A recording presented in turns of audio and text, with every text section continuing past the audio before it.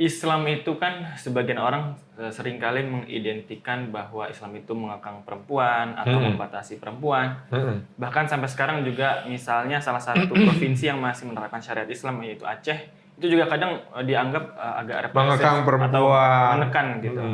Tapi sejarahnya kayak yang kemarin antum ceritain, ternyata malah banyak sekali tokoh-tokoh, bahkan beberapa Sultan Aceh itu juga perempuan. Ya. Dan yang saya tahu juga banyak ya tokoh-tokoh yang di perjuangan atau di pejuang kemerdekaan itu kayak contohnya siapa itu yang... Tapi yang saya tahu juga bahwa ada salah satu tokoh perjuangan kayak Cut Nyak Dien itu perempuan dan dia dari Aceh juga. Betul. Nah, ini tuh sebenarnya kayak gimana sih di Aceh itu? Apakah selain tadi sultanah-sultanah yang antum ceritain di masa lalu, apakah ada juga tokoh perempuan yang lumayan besar gitu kontribusinya? Dan mungkin kita ambil dari angle yang lain, bukan dari pemerintahan, tapi mungkin dari angle yang lain. Ya, pada masa jihad Kesultanan Aceh melawan Belanda di tahun 1873 sampai 1910 nanti akan tercatat banyak sekali panglima-panglima perang perempuan yang kemudian memimpin jihad rakyat Aceh melawan Belanda. Seperti Cut Nyak Dien tadi sudah disebut, kemudian Cut Metia, kemudian Pocut Merah Intan gitu ya, dan lain sebagainya. Tetapi ada pendahulu mereka yang bukan hanya sebagai mujahid, dalam arti ketika terjadi perang Aceh ini kan jihad ini menjadi sebuah perlawanan rakyat yang serentak. Nah, kalau di abad ke-16 dan 17 justru seorang perempuan di Aceh itu menjadi formal seorang laksamana. Panglima perang yang kemudian menjabat sejak muda. Dia pada mulanya adalah kepala pasukan pengawal istana, kemudian menjadi panglima rahasia, dan kemudian menjadi kepala protokol istana. Kemudian sesudah itu dia bahkan menjadi seorang laksamana penuh yang memimpin Angkatan Laut Kesultanan Aceh. Wow, luar biasa. Dan perempuan ini yang kemudian disebut sebagai Laksamana Malahayati atau Kemalahayati, ini oleh sebuah majalah Timur Tengah itu pernah dinobatkan sebagai satu dari 10 muslimah paling berpengaruh dalam sejarah. Masya Allah. Jadi Laksamana Malahayati atau Kemalahayati ini lahir dari keluarga yang memang memiliki pengabdian kepada Kesultanan Aceh dalam bidang militer. Kakeknya namanya Laksamana Muhammad Said Shah bin Sultan Salahuddin Shah bin Sultan Ali Mughayat Shah, pendiri Kesultanan Aceh. Jadi kakeknya ini seorang pangeran, dia tidak menjadi sultan tetapi memilih menjadi seorang panglima Angkatan Laut Kesultanan Aceh yang saat itu sedang giat-giatnya bertempur melawan Portugis di Malaka. Dari kakeknya lahir ayahnya, namanya Laksamana Mahmud Shah, juga seorang panglima Angkatan Laut Kesultanan Aceh. Dari Laksamana Mahmud Shah ini lahirlah Kemalahayati, yang kemudian memiliki seorang suami juga Laksamana Angkatan Laut Aceh, namanya Laksamana Zainal Abidin Shah. Dan kemudian Malahayati ini yang sejak kecil dididik di keluarga mujahid, keluarga pejuang, keluarga panglima perang, mendapatkan pendidikan di dalam pendidikan perempuan untuk kalangan istana Aceh, sekaligus mendapatkan pendidikan militer dari keluarganya, sehingga sejak muda, bahkan sebelum menikah, itu telah diangkat untuk menjadi kepala pengawal istana. Di kepala pengawal istana pada saat itu istana dalam itu semuanya prajurit perempuan. Maka Laksamana Malahayati mengawali karir sebagai komandan satuan pengawal istana dalam yang semuanya adalah perempuan.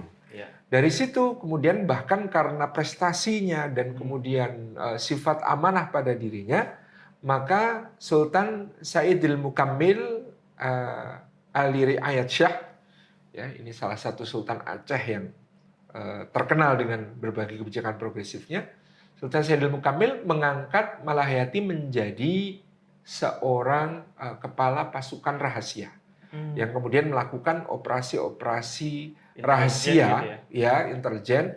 Mereka dikirim di dalam kapal-kapal. Mungkin orang mengira ini hanya pasukan dapur, ngurusi logistik, ngurusi makanan, tapi sebenarnya dia intelijen. Nah, jadi dia mengumpulkan berbagai macam kabar internal maupun eksternal. Jadi ketika di dalam kesatuan pasukan Aceh ada pengkhianat yang mencoba bekerja sama dengan lawan pun langsung ketahuan. Ini yang kemudian dilaporkan oleh Malahayati. Jadi Malahayati ini menjadi kepala intelijen lah ya di masa itu. Nah, setelah sekian tahun mengabdi sebagai kepala intelijen, bahkan Sultan Sayyidil Mukambil menaikkan jabatannya, masih tetap menjadi kepala intelijen, masih tetap menjadi kepala pengawal istana, tapi kemudian beliau juga bahkan diangkat menjadi kepala protokol istana. Jadi ketika tamu-tamu kenegaraan datang, ketika kemudian ada acara-acara besar yang harus dihadiri oleh Sultan dan lain sebagainya, Laksamana Malahayati ini yang kemudian melakukan survei, melakukan screening, melakukan berbagai hal untuk mengamankan pertemuan Sultan dengan rakyat maupun pertemuan Sultan dengan berbagai kalangan pejabat atau bahkan tamu-tamu asing. Kemudian ketika berdiplomasi dengan tamu-tamu asing, dikatakan Sultan Sayyidil Mukambil, kemudian nanti dilanjutkan oleh Sultan Iskandar Muda, ini juga sangat memperhatikan berbagai masukan yang diberikan oleh Malahayati. Nah, ini menunjukkan pengalaman karir Malahayati ini lengkap. Dari berbagai aspek dia memiliki sebuah keunggulan. Dari sisi kepanglimaan dia mampu memimpin pasukan kawal istana dalam yang merupakan para perempuan. Dia juga bisa menjadi kepala intelijen yang bisa mengumpulkan berbagai macam informasi baik bersifat politik maupun militer. Kemudian dia juga bisa menjadi seorang yang berpengalaman dalam mengatur ketatanegaraan, protokoler ketatanegaraan, ya bertemu dengan tamu asing bukan lagi hal yang kemudian bukan hal yang asing dengan bagi dia gitu ya. Berbagai diplomat, berbagai utusan, berbagai macam kongsi dagang yang kadang-kadang juga akan memaksakan monopolinya di Aceh, maka Laksamana Malahayati ini sangat terbiasa untuk menghadapi lobi-lobi mereka yang kadang-kadang disertai suapan ataupun intimidasi, ancaman gitu ya dengan kapal-kapal perangnya dan lain sebagainya.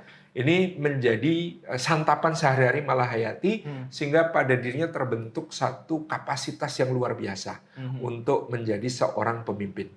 Sampai akhirnya ketika suaminya Laksamana Zainal Abidin Syah gugur syahid dalam pertempuran melawan Portugis di Malaka pada saat itu, maka Sultan Iskandar Muda justru dengan melihat selama ini Zainal Abidin Syah pun itu hebat karena dukungan istrinya gitu ya. Maka tidak ragu bagi Sultan Iskandar Muda untuk kemudian mengangkat Malahayati ini menjadi laksamana penuh yang mengapalagi angkatan laut Kesultanan Aceh Darussalam dengan ratusan kapal yang ada di bawah komandonya. Itu ini puncak karir dari Malahayati di masa Sultan Iskandar Muda, di mana dia memimpin Angkatan Laut Aceh yang berkekuatan ratusan kapal. Dan ada satu kejadian yang tidak banyak diketahui oleh kalangan yang belum banyak belajar sejarah Indonesia ya. Kan kita biasanya mempelajari delegasi kongsi dagang Belanda pertama yang sampai ke Nusantara itu dipimpin oleh Cornelis de Houtman yang mendarat di Banten pada tahun 1596, kemudian mengambil berbagai rempah-rempah ke arah timur ya, ke pelabuhan Cirebon, ke pelabuhan Tuban, ke Gresik, sampai ke Bali dan Lombok. Kemudian kapalnya sudah penuh dengan muatan rempah-rempah yang mereka kira harganya sudah sangat murah, lalu mereka pulang ke Eropa. Kan mereka ini 4 kapal. 4 kapal ini ketika pulang mereka singgah di Aceh. Gitu ya. 4 kapal ini dipimpin Cornelis de Houtman ini dan ada adiknya Frederick de Houtman ini pada waktu mau pulang itu singgah di Aceh. Dan di Aceh karena merasa telah begitu banyak mendapatkan hasil di timur, dia mau mencoba untuk memaksakan monopoli, membuat Aceh mau tunduk untuk nanti ketika mereka sudah pulang membawa barang dagangannya, mereka kirim kapal ke sini lagi, tinggal ngambil di Aceh dengan harga yang murah juga. Karena tantangan dan intimidasi ini, maka Sultan marah ketika itu dan kemudian Malahayati waktu itu belum berpangkat penuh ya sebagai laksamana karena masih di masa Sultan Sayyidil Mukambil, dia diutus oleh Sultan Sayyidil Mukambil ini untuk menemui orang-orang Belanda ini di kapal. Maka dia dengan pengawalan pasukannya sendiri yang masih terdiri dari perempuan-perempuan dan bahkan sejak syahidnya suaminya itu dia itu ditunjuk menjadi kepala pasukan yang disebut Inong Bale. Inong Bale ini janda-janda syuhada. Jadi ternyata dari dulu perempuan-perempuan Aceh itu, istri-istri para panglima maupun prajurit itu juga sangat terampil dan keprajuritan sehingga tidak perlu effort yang banyak bagi Malahayati untuk membentuk mereka menjadi kesatuan khusus yang sangat dihormati. Nah, datang ke kapal, mereka berunding di atas kapal, justru kemudian terjadi ketegangan yang luar biasa sampai terjadi duel di atas kapal. Duel, betul-betul duel. Dan Malahayati berduel dengan Cornelis de Houtman sebagai sama-sama pemimpin, yang satu pemimpin delegasi, yang satu pemimpin yang dipercaya oleh Sultan Aceh gitu ya. Mereka kemudian berduel di atas kapal dan Malahayati itu berhasil menikamkan rencongnya tepat di jantungnya Cornelis de Houtman. Dan Cornelis de Houtman itu tewas di tempat, tewas di kapal. Dan ini kan tidak banyak ditulis di buku sejarah bahwa Cornelis de Houtman itu tewas di atas kapal di tangan seorang perempuan yang namanya Laksamana Malahayati. Jadi kalau dipikir salah satu pukulan paling pahit pertama Belanda di Nusantara itu diberikan oleh Aceh dan diberikan oleh seorang perempuan Aceh yang bernama Malahayati. Itu duel di atas kapal melawan perempuan, kalah. Itu kan bagi orang Eropa sesuatu hal yang sangat memalukan. Ketika di Eropa pada saat itu kita sudah sering bahas peran-peran perempuan sangat terbatas, peran-peran perempuan sangat di belakang dan mereka memiliki ketertinggalan dalam soal intelektual, apalagi peran-peran dalam militer gitu. Dan ini terjadi di Aceh, di mana kemudian orang mungkin mengatakan inilah daerah di mana dilaksanakan syariat Islam dan kita melihat peran perempuan yang sangat luar biasa di situ. Tewaslah kemudian Cornelis de Houtman ini dan bahkan dalam duel kedua, jadi Laksamana Malahayati ini duel lagi dengan adiknya Cornelis de Houtman yang namanya Frederik de Houtman. Nah, karena kemudian tidak ingin memperpanjang masalah, Frederik de Houtman ini bukan dibunuh oleh Malahayati, tapi ditangkap. Ditangkap oleh Malahayati. Yang dihadapkan kepada Sultan dalam posisi sebagai orang tahanan, gitu ya. Jadi ini prestasi luar biasa dari Malahayati karena dia menyampaikan kepada Sultan, orang-orang ini tidak tahu diri, mereka hanya membawa 4 kapal, mereka telah penuhi dengan rempah-rempah, diambil dari Banten, diambil dari Tuban, diambil dari berbagai wilayah, tetapi hendak memaksakan monopoli kepada kita untuk meringkas jalur pelayarannya. Mereka nggak pengen jauh-jauh ke sana, udah di Aceh saja belanja, tapi nanti harganya tetap murah. Nah, dan mereka mengancam dan mereka kemudian menyepakati duel dengan saya melaporkan ini Cornelis de Houtman tewas, sementara ini adalah adiknya Frederik de Houtman. Silakan Paduka Sultan menahannya sebagai sebuah tekanan untuk mereka. Akhirnya 4 kapal yang kemudian seharusnya pulang kembali ke Belanda itu hanya 2 kapal yang balik karena 2 kapal disita Aceh untuk menjadi bayaran dari atau ganti rugi dan untuk menebus Frederik de Houtman supaya dibebaskan. Ya, jadi ini negosiasi yang juga dilakukan oleh Malahayati ketika utusan dari kapal Belanda datang minta Frederik de Houtman dibebaskan, ya langsung diajukan syarat, boleh tapi 2 kapal kami sita. Gitu. Tadinya mereka pengen ngambil dari Aceh malah kehilangan di Aceh. Kehilangan 2 kapal. 2 kapal, betul. Sehingga ketika mereka pulang ke Belanda hanya 2 kapal, tapi luar biasanya ya kekayaan Nusantara kita ketika 2 kapal itu muatan rempah-rempahnya dijual di Belanda, kemudian VOC yang kemudian dibentuk sesudah itu dari keuntungan penjualan rempah-rempah 2 kapal itu bisa membentuk langsung armada berkekuatan 40 kapal. Wow, dari 2 kapal. Dari 2 kapal muatan bisa kemudian membentuk armada 40 kapal. Ini yang menjadikan orang Eropa berbondong-bondong karena melihat perdagangan rempah-rempah langsung ke tanah asal rempah-rempah ini, keuntungannya sangat berlipat luar biasa dahsyat gitu ya. Dari muatan 2 kapal bisa untuk bikin armada dagang 40 kapal gitu. Nah, Laksamana Malahayati ini kemudian tadi di masa Sultan Iskandar Muda diberikan satu jabatan full sebagai seorang laksamana yang memimpin Angkatan Laut Aceh dan berulang kali dia mendampingi Sultan Iskandar Muda dalam berjihad melawan Portugis di Malaka. Jadi kalau ditulis dalam sejarah ini Laksamana Malahayati ini lawan-lawannya itu tidak cuma Portugis tapi juga Belanda tadi, bahkan juga Spanyol. Jadi Angkatan Laut ketiga negara besar ini pernah merasakan bagaimana berhadapan dengan kegigihan dan kepahlawanan Malahayati yang luar biasa di dalam memimpin Angkatan Laut Aceh.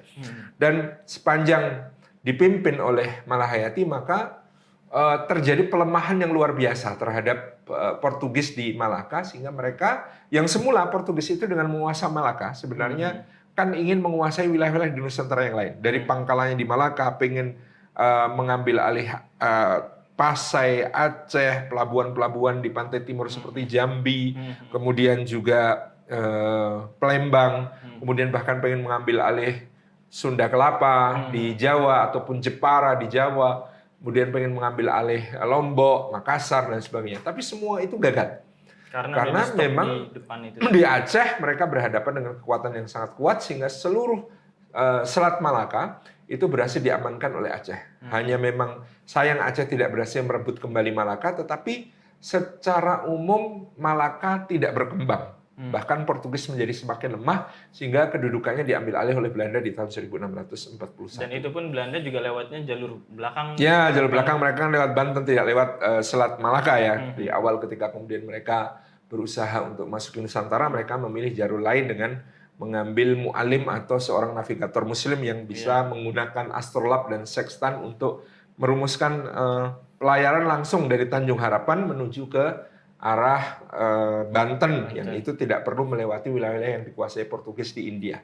Dan ini adalah satu gambaran tentang peran seorang muslimah yang luar biasa dalam jabatan formal, dengan skill yang sangat terlatih di berbagai bidang. Tadi kita sebutkan dia seorang ahli memimpin kesatuan, dia seorang ahli intelijen, dia seorang ahli protokol istana, dia seorang ahli duel, ahli pertarungan di kapal, dan dia juga seorang ahli negosiasi. Sehingga dengan negosiasinya Belanda menyerahkan 2 kapalnya untuk disita oleh Aceh pada saat itu.